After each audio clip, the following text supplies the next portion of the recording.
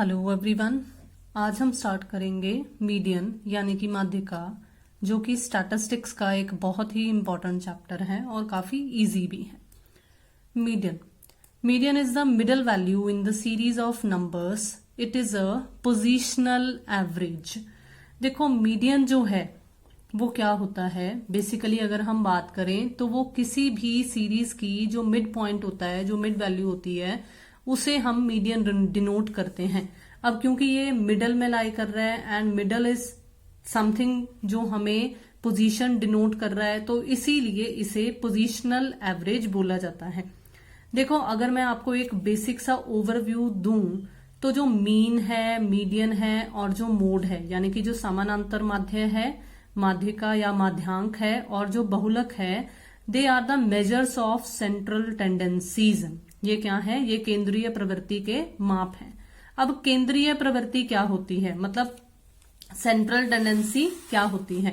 देखो, केंद्रीय प्रवृत्ति उस माप को कहते हैं जो दिए गए आंकड़ों का प्रतिनिधित्व करता है। मतलब जो भी हमें डेटा दिया हुआ हो, जो उस डेटा को रिप्रेजेंट करता हो, उसका रिप्रेजेंटेटिव हो, उसे हम सेंट्रल टेंडेंसी का मेजर बोलते हैं। तो सेंट्रल टेंडेंसी का मेजर क्या है?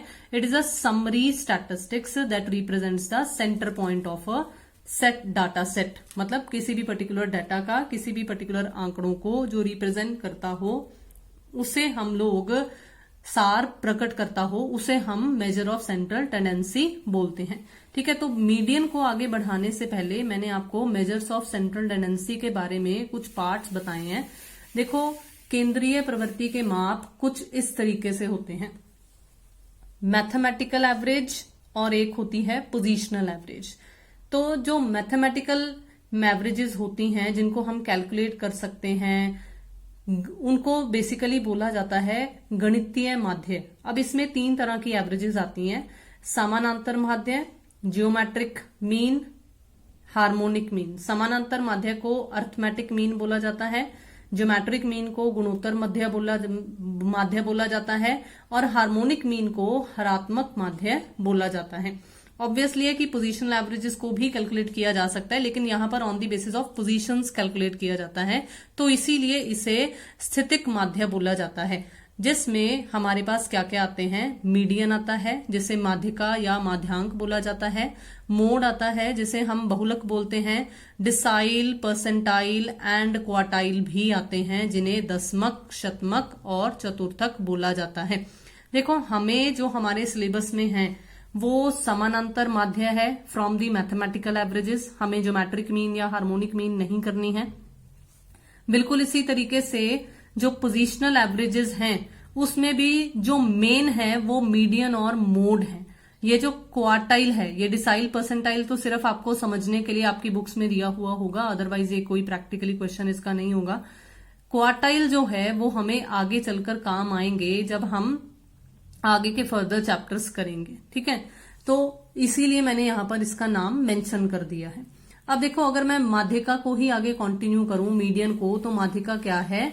माध्यिका दिए हुए आंकड़ों का या अंकों का एक मध्य अंक है, मिडल वाली वैल्यू है। जो मैंने सबसे ऊपर पहली लाइन इंग्लिश में लिखी थी, बिल्कुल उसी को मैंने यहां पर हिंदी में लिखा है। तो यह एक स्थितिक माध्य है, मतलब यह एक पोजिशनल एवरेज है। आई होप कि इतना जो इंट्रोडक्शन मैंने आपको सेंट्रल टेंडेंसी के बारे में बताया है वो आपको समझ में आ गया होगा। अब क्योंकि हमारा मेन टॉपिक मीडियन है, तो हम इसको आगे कंटिन्यू करेंगे।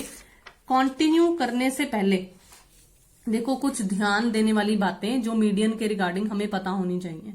सबसे पहली बात, माध्यिका, एक ही बात है, वही मेन इंपॉर्टेंट है कि माध्यिका निकालने के लिए आंकड़ों का व्यवस्थित होना, मतलब एक पर्टिकुलर क्रम में होना बहुत जरूरी है। अब क्रम जो है वो असेंडिंग और डिसेंडिंग होते हैं, तो आरोही या अवरोही क्रम में हमारी सीरीज का होना बहुत जरूरी है। In order to calculate median, the series must be in an order, either ascending or descending. ठीक है, अब देखो, अब हम देखेंगे कि जो मीडियन है उसे वेरियस कैटेगरीज में कैसे कैलकुलेट किया जाता है। देखो, विभिन्न श्रेणियों या श्रृंखलाओं में माध्यिका की गणना किस प्रकार की जाती है। हमें पता है कि 3 तरह की सीरीज होती हैं। एक इंडिविजुअल सीरीज होती है जिसे व्यक्तिगत श्रेणी बोला जाता है या श्रृंखला बोला जाता है। एक डिस्क्रीट सीरीज होती हैं जिन्हें खंडित श्रृंखलाएं बोला जाता है, और एक कॉन्टिन्यूअस सीरीज होती हैं जिन्हें सतत श्रेणी बोला जाता है या अखंडित भी बोल देते हैं कई बार। तो हम आज के जो इस वीडियो में टॉपिक कवर करेंगे वो बहुत ही इजी सा टॉपिक, सिर्फ इंडिविजुअल सीरीज को ही कवर करेंगे। ठीक है, individual series. An individual series is one in which each value of the variable occurs for only once, जिसमें हर वेरिएबल की जो आइटम है वो सिर्फ एक ही बार अपने आप को रिपीट कर रही है। ठीक है, या जिसको हमने सिर्फ एक ही पर्टिकुलर सीरीज बनाकर लिखा है वो इंडिविजुअल सीरीज कहलाई जाती है। लाइक हमने क्लास में अगर बच्चों के वेट नोट करने हैं तो हर बच्चे का वेट अलग अलग होगा। ठीक है, किसी का मिलता जुलता भी हो सकता है। तो अगर हम हर बच्चे के कंपैरेटिवली देखें तो लाइक अगर 10 स्टूडेंट्स हैं तो 10 स्टूडेंट्स का जो 10 वेट्स हमारे पास आएंगे वो हमारी इंडिविजुअल सीरीज कहलाई जाएगी। जब किसी चर की मदों को अलग अलग एक एक कर लिखा या प्रस्तुत किया जाता है तो ऐसे प्रस्तुतिकरण को हम व्यक्तिगत श्रृंखला कहते हैं। ठीक है, अब देखो मीडियन में हम जो व्यक्तिगत श्रृंखलाएं बना सकते हैं, देखो कुछ इस तरीके से व्यक्तिगत श्रृंखला दिखती होती है। ठीक है, एक तो अगर मैं इस तरह से 1 2 3 4 5 एक ही कॉलम है उसको रिप्रेजेंट कर दूं तो वो ये चीजें क्या कहलाई जाएंगी, ये चीजें इंडिविजुअल सीरीज कहलाई जाएंगी। अब इंडिविजुअल सीरीज में भी ध्यान दो, यहां पर सिर्फ 5 नंबर ऑफ आइटम्स हैं इसलिए ये ऑड नंबर है। ठीक है, नंबर ऑफ आइटम्स ऑड में है। और यहां पर अगर हम बात करें तो 6 इज एन इवन नंबर, तो इसलिए यहां पर जो मेरे नंबर ऑफ आइटम्स हैं वो सम है यानी कि इवन में है। ठीक है, इस चीज का बहुत असर पड़ेगा इसलिए इन चीजों को बहुत ही ध्यान से समझना है। अब देखो कैलकुलेशन ऑफ मीडियन किस तरीके से की जाती है in case of individual series. माध्यिका की गणना किस प्रकार करनी है। सबसे पहले यह देखो कि आंकड़े क्रमबद्ध हैं या नहीं। ये मैंने अभी आपको पॉइंट्स टू रिमेंबर में बताया है, तो इसलिए चेक करो कि आपका जो डेटा है वो एक पर्टिकुलर ऑर्डर में है या नहीं है।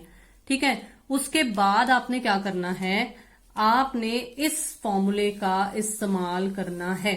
इंडिविजुअल सीरीज के केस में इस फॉर्मूले को यूज किया जाता है ताकि हमें पोजीशन पता लग सके। रिमेंबर, हमें पोजीशन पता लगेगी इस फॉर्मूले का इस्तेमाल कर मीडियन का आंसर नहीं आएगा। ठीक है, तो इसलिए n+1/2th आइटम इस सूत्र का प्रयोग जब हम करेंगे तो माध्यिका कहाँ है क्या है ये हमें पता चल जाएगा। ठीक है, आगे फर्दर स्टडी कर तो मैंने इस वीडियो में सिर्फ अपनी तरफ से एग्जाम्पल्स ली हैं।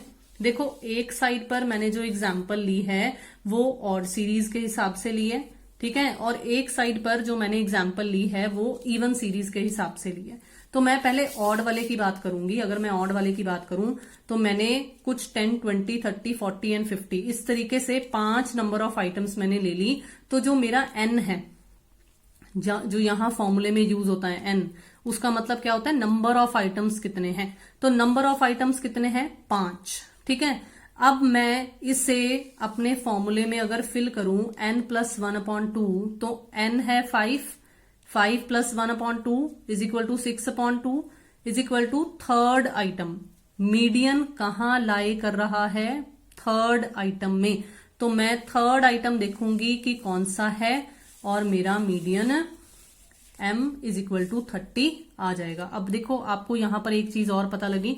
वैसे तो मैंने जहां पर मेजर्स ऑफ सेंट्रल टेंडेंसी के कुछ टाइप्स बताई हैं, positional average and mathematical average, मैंने वहां पर भी ब्रैकेट में इनकी शॉर्ट फॉर्म लिखी हुई है कि मीडियन को डिनोट करने के लिए कौन सा लेटर यूज किया जाता है। तो यहां पर भी आपको पता चल गया कि मीडियन को m से डिनोट किया जाता है। ठीक है, बिल्कुल इसी तरीके से अब अगर हम बात करें इवन नंबर वाली सीरीज की तो देखो मैंने यहां पर 10 20 30 40 50 एंड 60 ले लिया।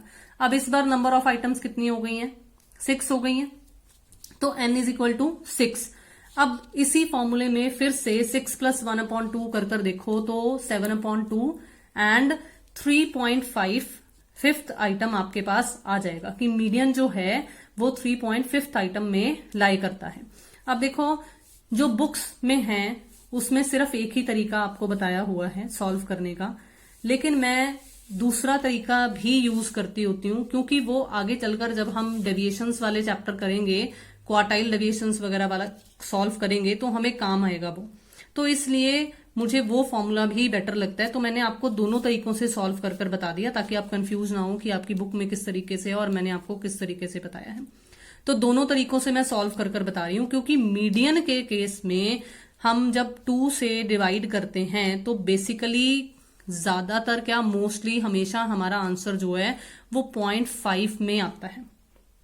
ठीक है, कभी भी 0.33 या 0.25 इस तरीके से नहीं, मोस्टली ज्यादातर 3.5 ही आता है। तो इसलिए इसको सॉल्व कैसे किया जाएगा, देखो 3.5 है, ना तो थर्ड आइटम है और ना ही फोर्थ आइटम है, लेकिन थर्ड और फोर्थ आइटम के बीच की है। ठीक है, तो इसलिए क्या किया जाएगा, जो यहां पर आंसर निकला हो उसे कुछ इस तरीके से हम लिखेंगे कि जो यहां निकला है, जैसे इसमें 3.5 है तो थर्ड आइटम और फोर्थ आइटम की हम एवरेज निकाल लेंगे। ठीक है, कैसे निकलेगी एवरेज, थर्ड आइटम की जो वैल्यू थी 30 मैंने वो लिख ली, फोर्थ आइटम की जो वैल्यू थी 40 मैंने वो लिख ली, और मैंने इस तरीके से एवरेज निकाल दी। ठीक है, तो m किसके बराबर आ गया, 35 के। ठीक है, अब देखो दूसरा अगर हम तरीका अपनाएं तो उसमें एक फॉर्मूला यूज होगा। अब वो फॉर्मूला क्या है, वो फॉर्मूला ना कुछ इस तरीके से है, मेरा 3.5 निकला था तो मैंने थर्ड आइटम तो पूरी लिख ली, थर्ड आइटम थी 30, जो मेरे पास यहां पर 0.5 निकला था वो 0.5 मैंने अगली आइटम यानी कि फोर्थ आइटम और थर्ड आइटम के डिफरेंस को कैलकुलेट करने के लिए लिख लिया। रिमेंबर, दोबारा से ध्यान से सुन लेना इसे कि फोर्थ आइटम और थर्ड आइटम मतलब जो नेक्स्ट आइटम है उसके साथ जो हमारी पहले वाली आइटम है उसका कितना डिफरेंस है उसका 0.5 हमने लेना है। तो कुछ इस तरीके से कैलकुलेशन हो जाएगी, क्योंकि फोर्थ आइटम 40 है और थर्ड आइटम 30 है, तो 40 माइनस 30 0.5 कैलकुलेट करेंगे। जब कैलकुलेशंस करेंगे तो कुछ इस तरीके से कैलकुलेशन होगी और हमारे पास हमारा मीडियन वही 35 आ जाएगा। तो इसीलिए मैंने आपको बोला कि आप दोनों में से कोई भी यूज कर सकते हो। इसे इसलिए समझाया गया है ताकि जब हम आगे आने वाले चैप्टर्स में करेंगे कुछ इसी तरीके का कुछ फॉर्मूला आपको देखने को मिलेगा तो आपको समझने में कोई प्रॉब्लम नहीं आएगी। ठीक है, अब देखो, अब एक बात अगर आपने नोट की हो, जो यहां पर इस केस में मेरा 30 मीडियन निकला था, अगर मैं इस 30 को सर्कल कर दूं, देखो 30 के ऊपर भी 2 आइटम्स हैं और 30 के नीचे भी 2 आइटम्स हैं। ठीक है, अगर इधर मैं बात करूं, यहां पर जो मेरा मीडियन है वो 35 निकला था, तो 35 के ऊपर भी 3 आइटम्स हैं और 35 के नीचे भी 3 आइटम्स हैं। तो आपको एक प्रॉपर्टी पता चलती है मीडियन की, मैंने लिखी नहीं है, आप ध्यान से सुन लो उसे, आप लिखोगे। वो प्रॉपर्टी है कि मीडियन इस तरीके से क्रमबद्ध संख्या को 2 हिस्सों में बांटता है कि उसकी ऊपर की तरफ और नीचे की तरफ जो आइटम्स हैं उनकी संख्या बराबर होती है। ठीक है, the median divides the series in such a manner that the items above the median and the items below the median both are same in numbers. Is it okay? समझ आ गया? तो आई होप कि जो मैंने आपको आज individual series वाले median का करवाया वो आपको समझ में आ गया होगा। ठीक है, तो अगर आपको वीडियो समझ में आई हो, अगर आपको ये पसंद आई हो तो kindly subscribe the channel, like the video and share the video. Thank you so much.